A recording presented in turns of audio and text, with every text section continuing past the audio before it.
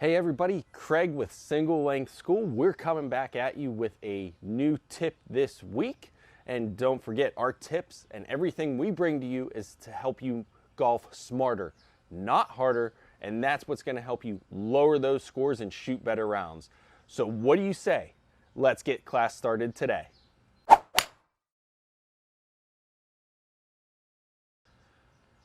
All right, so everybody, welcome back. If you've been to the channel before and you're a subscriber, welcome back. We're gonna cover today's tip. For those of you that are new and just watching for the very first time, or maybe you haven't subscribed yet, do yourself a favor. Hit that subscribe button down below, actually this way.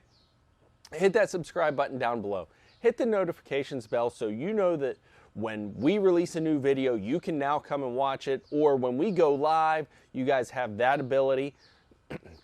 On top of that, don't forget our social media channels. Come give us a follow on Instagram or Facebook at Single Length School, over on Twitter at One Length School, and by all means, guys, as you all know by now, if you have any questions, you can always DM me, or you can shoot me an email, singlelengthschool@gmail.com.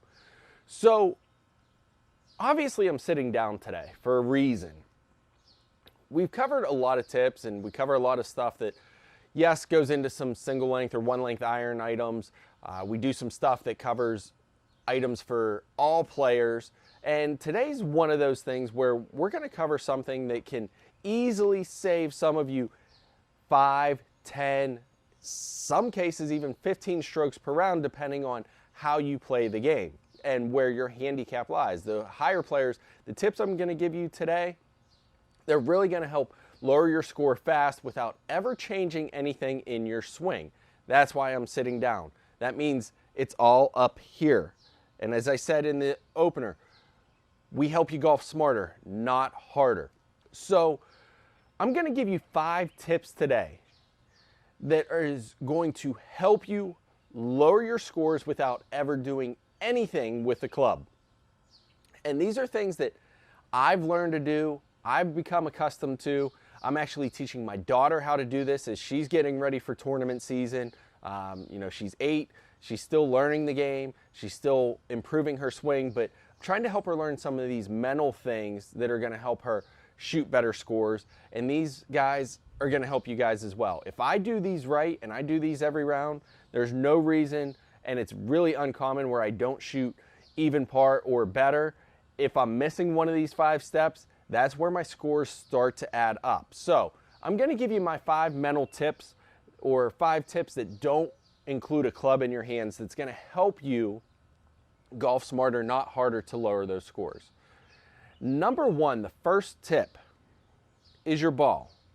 And I'm not talking about what ball you play. I want to show you a little tip that's going to help you find more fairways, and it's just a little mental thing. So if you play enough, you have a good idea of what your driver is going to do. Are you going to fade it or slice it? Are you going to draw it or hook it? That's something that you probably know. You have a consistent shot shape with your driver and your tee shots. And a lot of guys, and you'll even see pros do it, there's a side logo on most balls. And on the greens, you'll see a lot of guys line up this side logo, or if they draw a line on it, they'll line it up where they want to start their putt. Well, a lot of guys don't realize you can do that on the tee box too. And that's a huge advantage on the tee box. So when I tee up my ball, I actually put that side logo and I put it back towards my club, and I stand behind it and make sure that side logo is where I want to aim it. So if you are somebody that fades or slices the ball, you're going to aim that line and make sure it's aiming to the left or to the right if you're a left-hander. On the flip side, if you draw or hook the ball, you're going to aim that logo so it's pointing towards the right. Again, this is just a great way to find more fairways. Stay out of the rough. Keep from losing the ball on tee shots. How many times do you guys lose a ball on tee shots? That's probably costing you 3 or 4 strokes around right there. So if you aim and use that side logo and aim it to the proper place so that your ball will find the fairway, you're immediately going to start lowering your strokes. Same thing on par 3s. You can aim that logo up so that you know exactly which way, based on your ball movement, which way you need to aim that ball. Once you have that logo lined up, what I want you to do is forget about looking where your aim point is. I want you to line up the club with this side logo, and don't even look back up from your club. Just focus on the ball, make sure you're lined up, your stance is lined up, your club's lined up with that logo. Trust in the alignment, and you're gonna find more fairways and save more strokes right off the bat, right off the tee box. Tip number 2 is something that I've been focusing in on my daughter and focusing personally because I've had this issue as well. Don't overswing. A lot of guys want to try and hit the same club their buddies do. And I see it time and time again when I'm in my golf league with guys. Hey, Craig, what club did you use? It shouldn't matter what club I use. It needs to be the right club for you. So for me, a pitching wedge is 150 yards. And guys in my league, when I say I hit a pitching wedge, they want to pull a pitching wedge. And now they've got to try and kill it, overswing. And when they overswing, that's when you start spraying the ball from the fairways. You're not going to find a green. So even with the driver, don't try to kill it. If you guys just relax and breathe and focus in on making solid contact with the ball, you're going to find more fairways, you're going to find more greens, and pick the right club for the shot. If you know that you have to force a 9-iron to go 150 yards, you should be hitting your 8-iron. Because your 8-iron, if you don't overswing, it's going to go the 150 yards. It's going to be in the direction you want because you're not getting back here and trying to throw everything into it. Relax, nice smooth swing, nice easy swing. Use the right club, and if that means you have to club up over what you normally think you should use, then do it. Just have a nice relaxed swing, nice focus. Don't force anything. Just let your muscles do the work. You're going to find more greens. You're going to find more fairways. Don't over swing on the ball. Don't try to kill it. Just relax and let the club do the work. If you find the center of the club face, you're going to hit it as far as you want to, but it's going to be straight. Next tip I can give you that's going to help is not to force a shot that isn't there. A lot of times guys, especially amateurs, want to hit a shot and try and be the hero with the shot. Don't do it. Simply don't do it. If you're under trees and you need to hit a punch shot and it's got to go 200 yards, chances of you hitting that punch shot 200 yards are very, very slim. You're better off just taking a little 8 or 9 iron, keeping it low, getting it back into the fairway. Same thing with water carry. If you've got 180 yards to carry the water to a green, is that really a smart shot when you can hit a 150-yard shot to the right of the green and keep in the fairway? Think about it. If you land in the water, you're taking a penalty shot. If you go the 150 yards and stay in the fairway, now you're just a chip and a couple putts away. Hi, bub. You want to say hi to everybody? Say hi. What's that? That's the new camera. Go play while Daddy finishes up. Somebody just woke up this morning. Go ahead, go play. But again, don't force that shot. Same thing. If you've got a tee shot where if you think you can carry the trees and cut off half the fairway, does it make sense if you really got to try and get it up and over the tee shot or up over the trees when you can just hit a simple 3-wood down in the middle of the fairway? No, because maybe 2 out of 5 times you can hit that shot over the trees and find the fairway. But if 4 out of 5 times you can hit that 3-wood and find the fairway, what's the smarter play? You got to play smart golf to lower your scores. So again, think through the shot, find out your best shot that's going to keep you out of the most trouble and help you keep it in play.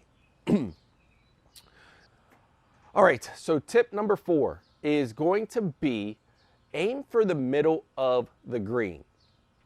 Why? Well, if you think about it, how often do you actually see the pin in the middle of the green? It's rare. Now, some courses, you're going to see it in the middle of the green, a few holes every time you go out and play. But the majority of the pins you're going to see and the holes are going to be cut front right, front left, on the right side, on the back side, different places that make it difficult where if you actually go after the pin and miss, now you're leaving yourself either a shot that's going to be from the rough that's either short or you're going to put yourself in trouble. If you guys aim for the middle of the green, what you're going to do is be able to give yourself that room to miss. And the reason I say middle of the green is because even if you miss to the wrong side of the green, you're still putting. You're not having to force yourself to either a short-sided chip or, now you're trying to hit a 30-yard shot to the pin. The more you can keep the ball on the putting surface, the better you're going to be able to lower your scores. So don't pin hunt. Just hit nice, easy shot to the middle of the green. And that includes tip number 5, which is know your distance. So when you're hitting your irons into the green, I want you to know your distance. And with technology, most of you guys probably already have something that's going to help you know the distance to the middle of the green. Whether it's a rangefinder or a GPS app on your phone, if you know your distance, you can couple tip 4 and 5 with middle of the green and knowing your distance and help to start lowering those scores. So if you know that you've got 160 yards to the center of the green, or if you have a rangefinder and you're hitting the flag and you know it's 170 yards to the flag and you know that flag's in the back and say, okay, I can play 160 to the center of the green. Now a lot of you guys are going to hit an 8 or a 7 iron, go nice and easy on it and put it into the center of the green. So by knowing your distance, how far you have, you can select the proper club. And every shot, you guys should be using your GPS device or your rangefinder to find out exactly how far you want to hit it. Now, there are cases where a lot of guys, you may want to hit driver because it's a short par 4. And that short par 4, if you hit a good drive, you're leaving yourself a 50, 60 yard chip or a 50, 60 yard pitch. Is that the best shot you have in your bag? If it is, fine.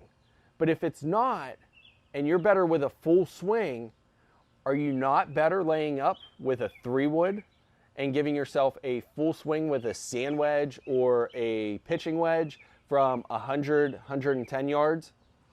You are, because now you can get that full swing. You're not trying to force a 50, 60 yard pitch to the pin.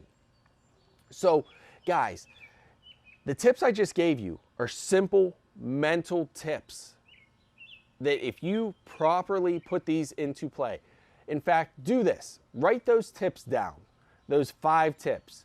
Know your distance, middle of the green, don't force your shots, don't overswing and don't overpower it, and align the line on the ball with where you want from the tee shot. Write those tips down. Keep those in your golf bag and on every single hole. Pull out those tips, reread them, and make sure you're doing those tips the whole way through that hole. If you do that, you're going to find out over the course of the round, you're going to save yourself 5, 7, in cases 10, 12 strokes around. Think about what that's going to do for your score, what that'll do for your handicap. Again, it all comes back to our motto here at Single Length School. Golf smarter, not harder. That's why I felt it was very important to give you guys these tips today, because a lot of us are already a few weeks into the season. We're struggling to save strokes. We don't understand why we're getting better. Well, there's a portion of it that is right here between the ears. Take those tips, put them into play, and you're going to lower those scores. So again, guys, if you like the video, hit the thumbs up down there. If you do these tips and it saves you strokes, come back, hit that thumbs up. Let us know that it's working for you. Leave a comment down below. I always love to read everybody's comments. Any questions, I'm glad to help out. And again, if you haven't already, hit the subscribe button down below.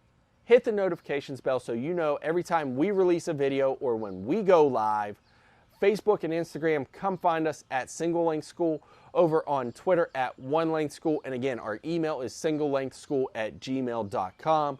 Guys, I'm loving the feedback. I'm loving all the new subscribers. Thank you to all our new subscribers as well. Guys, I can't even explain how well this channel's been doing over the last month. Over the last month, 130 new subscribers over the last 28 days. Just in the month of June, we're over 120 or over 100 new subscribers. I want to keep the ball rolling, so tell your friends, tell your family, if they want to get better at golf, lower their scores, they need to golf smarter, not harder, and come check out Single Length School. So guys, other than that, that's it for this week's tip. I'm hoping now that I've got a better idea of what's going on with my daughter's schedule and my schedule, I'm hoping that we can get back onto the live hole-in-one challenges, the YouTube live streams with the hole-in-one challenges on the simulator. I'm going to be able to start getting out and do some more stuff on the course now that I've got the course scheduled down a little bit and I know when I'm going to be there. I'm going to have the camera with me. We're going to do some course vlogs, show you guys some different things, some ways I think through things, show you possibly one of the hardest par threes in the world. You wouldn't believe the par three we have on my home course. You know, it's hilarious. So I can't wait to show you guys that on video. But again, guys, do me a favor, subscribe, thumbs up. Other than that, I'll see you in the fairways. We'll see you with a tip next week. And again, guys, hit me up if you have any questions. So this is Craig with Single Length School. We're golfing smarter, not harder, and I'm signing off until next week.